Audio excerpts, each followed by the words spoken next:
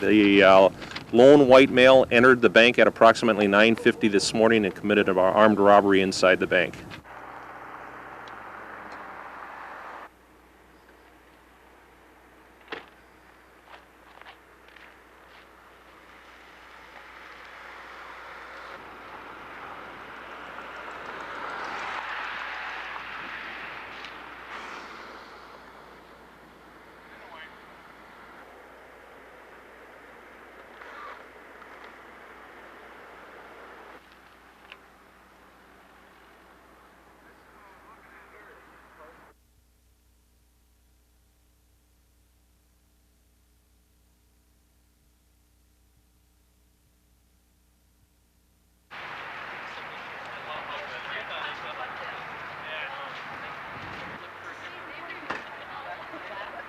We're not trying to, tell people what they can do, what they can wear, but we really want people to understand what goes into making their fur so they can make the choice not to buy fur.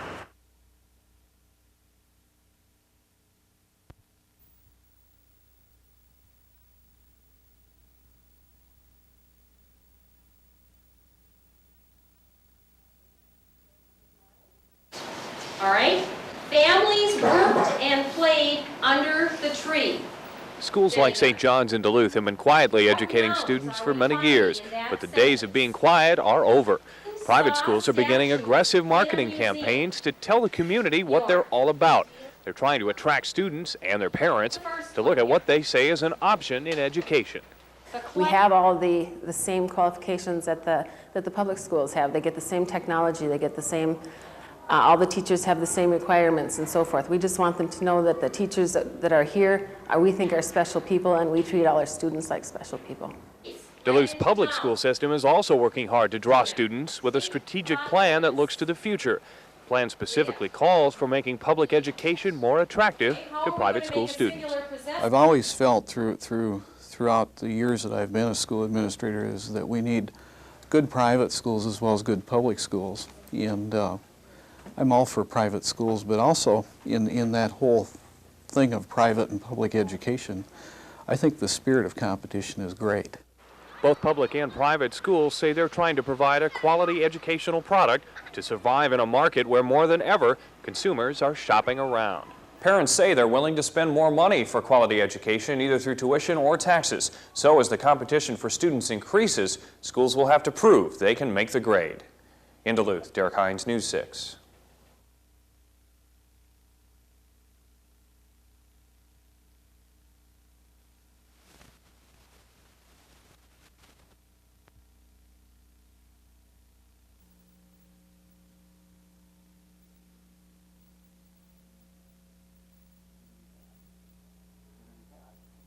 Communities had. I can't think of a better way than to learn from someone else. Implications will this create for our businesses? It's politically motivated, and it's a waste of time. This particular little town in Northern California has a population of 2,200.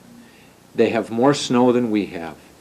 And anyone who thinks that this is some kind of a junket or vacation certainly must have better things to do. Certainly, Councillor Hansen doesn't have any better things to do. Unfortunately for Councillor Hansen's constituents, he doesn't have anything better to do, and I think he should find something better to do myself. So, if anybody has any questions, I've got a written statement.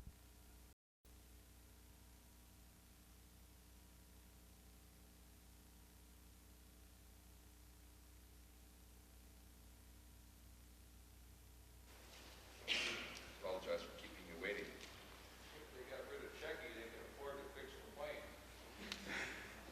Well, we've asked the International Trade Commission and the U.S. Department of Commerce to review the matter of importation of Brazilian ore because it is heavily subsidized by the Brazilian government and also receives more than 27 tax subsidies from the Brazilian government, in addition to direct financial support. And with the new leadership at the Department of Commerce, I think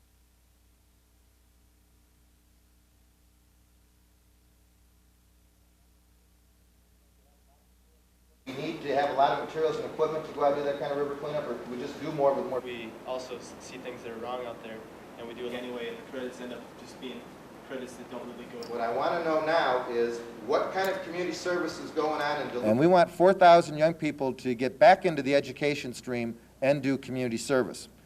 That costs at $6,000 a year, and 4,000 of them comes to $24 million. The bill also looks for $3.4 million to take care of increasing the high school curriculum offerings for community service, the college curriculum offerings for community service, the Minnesota Mentor Network, so that every one of those 4,000 young people is hooked up with a mentor that's out there with a job to give some advice on taking what kind of further education.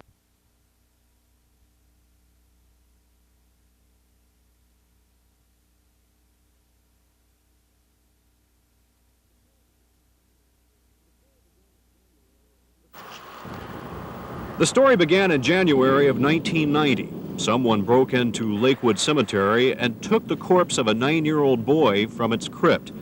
A body fitting the description later turned up in the river, its head and hands cut off. At the time, investigators were baffled. But now, 3 years later, a completely unrelated case has led them to the suspects. Last month, when Cedar Monahan was arrested for the murder of his 75-year-old great-aunt, police received a tip he also may have been involved in the body theft. As it turns out, his role was very, very limited, probably just happens to be friends or acquaintances of the two that have been charged, and may have been with them at one point in time when the body was seen by one of the witnesses. But it was a tip, say police, that led to enough evidence for the county to issue a criminal complaint against 21-year-old William Bradley Cordy and 22-year-old William Casey Miller. The charge, theft from a corpse. Early on, police thought the theft was the result of cult or satanic activity. We haven't found anything to indicate that that's the case, but rather a couple of young people curious about death and thought that by obtaining a dead body and doing some experimentation with it, they'd learn something about death.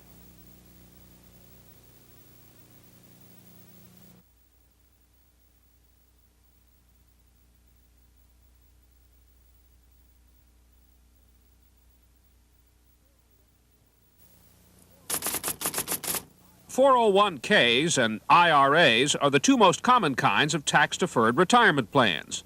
The new withholding rules apply only to employer-sponsored plans like the 401ks. People who are getting lump sum distributions from a plan this year because they're retiring, changing jobs, or being laid off will have 20% withheld for taxes unless they roll the money over to another qualified plan without touching it. Go to your employer, and if you're getting a lump sum distribution from a retirement plan, ask them to make a direct transfer to an IRA plan that you set up. Don't take custody of the money, or if you do take custody of the check, make sure that it's made out to the trustee of an IRA. For people who are going straight to another job, inquire if the new employer has a qualified plan that accepts rollovers and transfer the money in directly. For those who don't have a new job lined up, something called a conduit IRA can be established to keep the money tax-deferred and free of withholding until a job comes along. Congress set up the new withholding rules to raise money for last year's extra unemployment benefits. Don Roberts of the IRS says there are some offsetting benefits. Although the new law has been looked at as imposing some withholding, it has also broadened the types of payments that may be eligible for rollover and therefore continued deferral of taxes. Of course, banks and financial institutions still have the familiar IRAs for people whose employers don't offer tax-deferred plans. Most workers can contribute up to $2,000 a year to a personal IRA.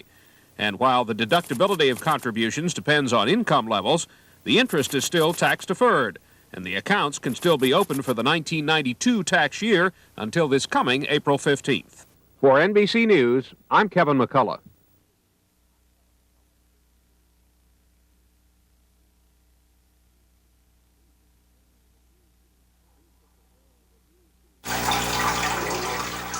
News 6 has learned that Ely City employees have requested an investigation of the general manager of the city's Public Utilities Commission, Terry Jackson.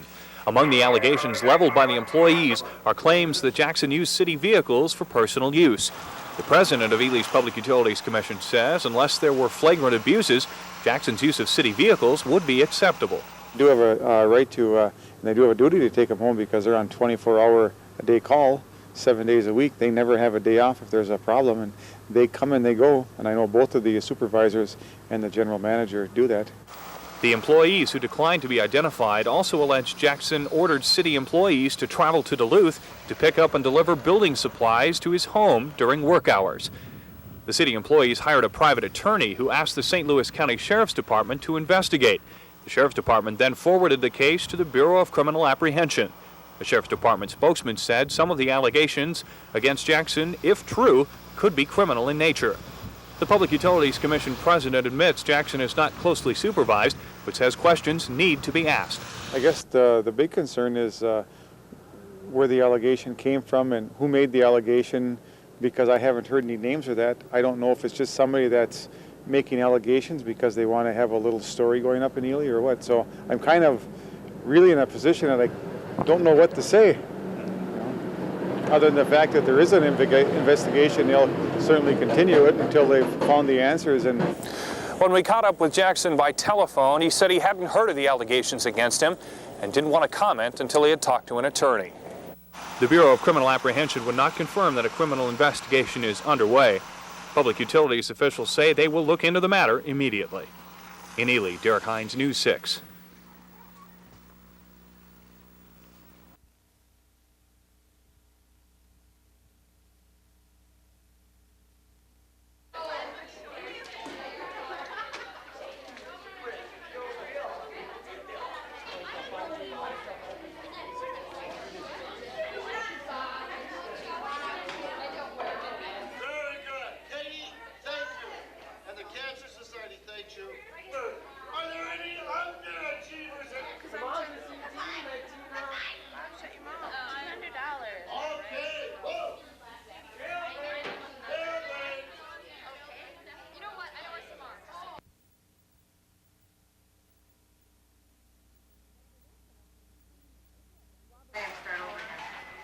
While the rest of us will be seeing an overabundance of reds and pinks come February 14th, retailers are now seeing green. At Engwell's Florist and Greenhouse, the Valentine's Day shopping frenzy is in full bloom. The staff has been doubled to handle all the orders. They've already filled 1,500. Valentine's Day is certainly one of those peaks throughout the year. Usually Valentine's Day is going to be either the first or second busiest day of the year for the retail florist. From azaleas to carnations, cut flowers are the Valentine gift of choice, and of course, the traditional red rose. But when Cupid draws his arrow, it's likely to pierce your pocketbook. A dozen roses are selling for just under $55. Hallmark's making a killing too, with 1 billion Valentine's Day cards already sold nationwide. And it's fun to see the men come in and desperately trying to find something for the last minute. Perhaps sweets are more to your Valentine's taste, and there's dozens of delicious ways to send the message of love. The candy industry is weighing in with $600 million in sales. Overall, merchants we spoke with said Valentine's Day ranks in the top 3 busiest days of the year, right after Christmas and Mother's Day. What we are really selling is an emotion. We're selling a feeling. We're selling love. In Duluth, waiting for Cupid to strike, Amy Rutledge, News 6.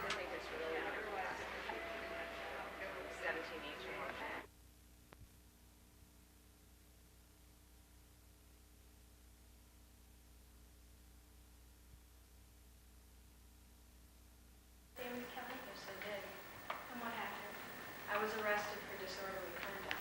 Did you have any encounter with anyone? And these rallies have lost none of their plaintiffs. I mean, obviously they have an interest in law, but very few of our students who do mock trial seek to be attorneys. They're involved in it because they enjoy a challenge. They like the problem-solving aspects of mock trial.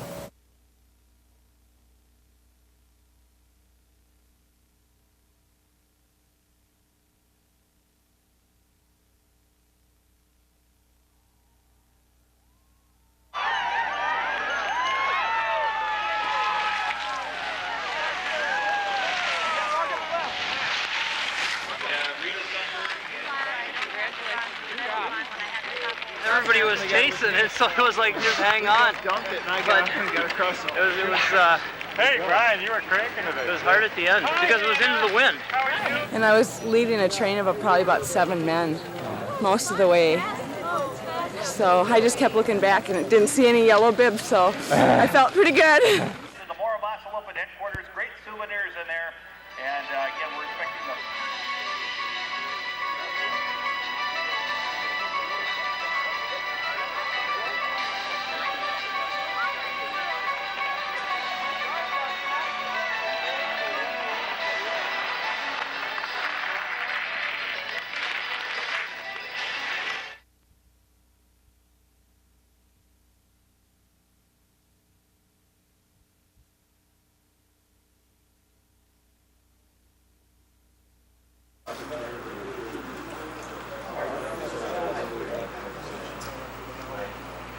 What other systems are out there.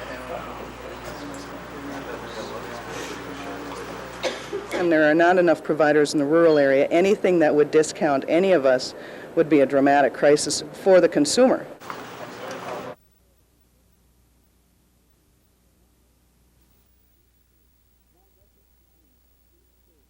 Other long-term problems. My message to you is clear. The price of doing the same old thing is far higher than the price of change. After all, that's why you sent me here. Not to keep this seat warm, but to work for fundamental change.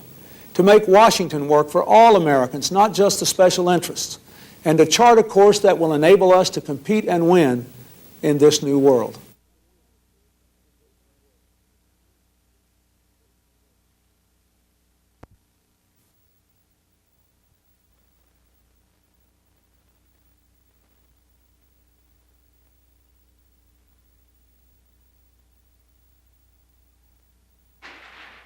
Okay, you put it in your ears and you sit down, Bob.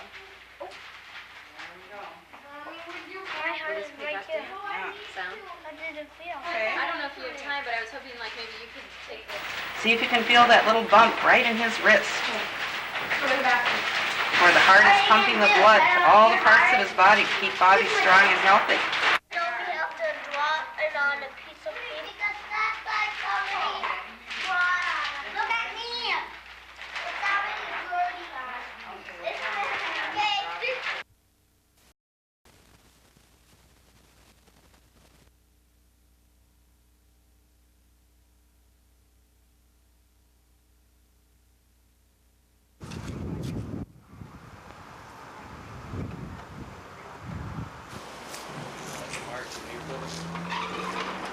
Which is what again? It's a not articles of incorporation. 1C3 organization, and that is.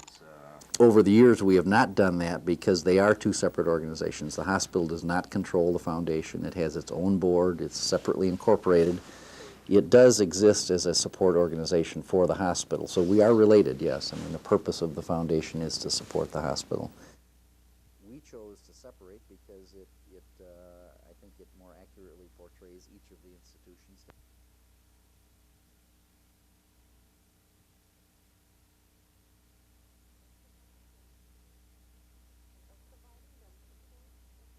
Of providing them support and protection. It is our cause is deferred contingent on the matter of complete. We are saddened and outraged that yet another woman's life has been lost to an act of violence. However, we do not wish to address this case specifically, but to draw attention to the escalating violence against women, more specifically, the high rate of domestic violence that women experience on a daily basis in Douglas County, in the Twin Ports, in the state of Wisconsin, and throughout our nation. Silver Bay, February 1993. Sherry Caden, Duluth, January 19, October 1992. Patricia Mullaney, Pine City, February 1992.